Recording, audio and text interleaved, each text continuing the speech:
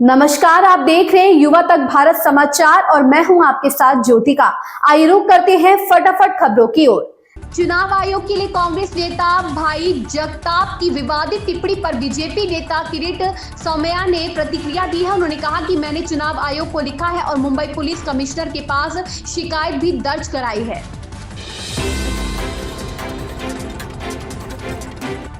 महाराष्ट्र विधानसभा चुनाव में महाविकास आघाड़ी को महायुति के हाथों हार का सामना करना पड़ा। विपक्ष अब इस हार का ठिकरा ईवीएम पर फोड़ रहा है। इस पर राकांपा एसपी प्रमुख शरद पवार ने भी प्रतिक्रिया दी। उन्होंने दावा किया कि पूरे चुनाव तंत्र को नियंत्रित करने के लिए सत्ता और धन का दुरुपयोग किया गया।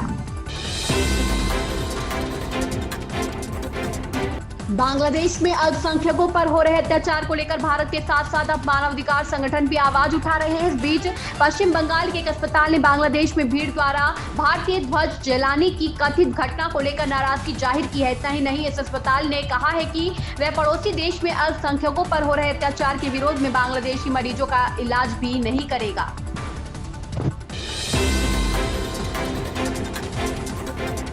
सीएम और डिप्टी सीएम की चेहरे को लेकर लगातार सियासी गलियारों में हलचल मची हुई है। इस बीच कार्यवाहक मुख्यमंत्री एकनाथ शिंदे अपने पैतृक गांव चले गए। इस वजह से महाराष्ट्र सरकार के गठन पर फैसला लेने के लिए मुंबई में होने वाली महायुति की अहम बैठक स्थगित कर दी गई थी।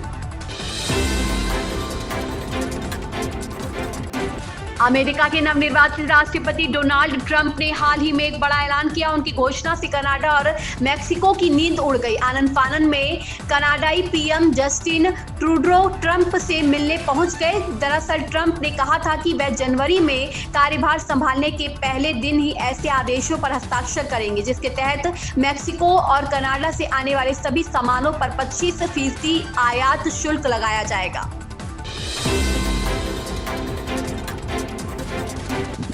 उत्तर प्रदेश विधानसभा के नेता प्रतिपक्ष माता प्रसाद पांडे को संभल जाने से प्रशासन ने रोक दिया है। उनको नोटिस थमाया गया है। अब 10 दिसंबर तक इलाके में किसी की एंट्री नहीं होगी।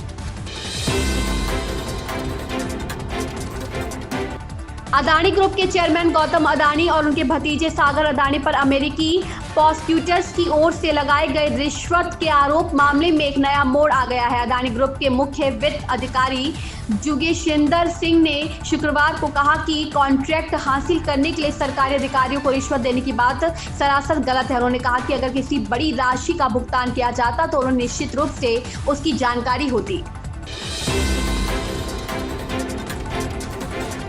चक्रवाती तूफान फिंगल तबाही मचाने के लिए आगे बढ़ रहा है। 90 किलोमीटर घंटे की रफ्तार से यह तट को पार करेगा। मौसम विभाग ने कई राज्यों के लिए रेड अलर्ट जारी किया है।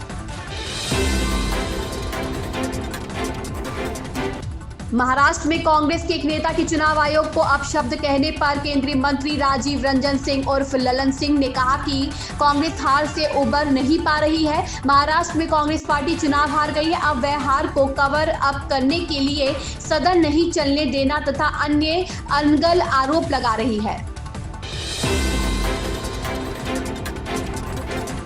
बॉलीवुड अभिनेत्री अनन्या पांडे ने अपने परिवार से अलग अकेले रहती है। हाल ही में अपने पिता के साथ बातचीत के दौरान अभिनेत्री ने कहा कि वह अकेले रहने से काफी सकारात्मक महसूस करती है। इन खबरों में बस इतना ही। बने रहिए युवा तक भारत समाचार के साथ।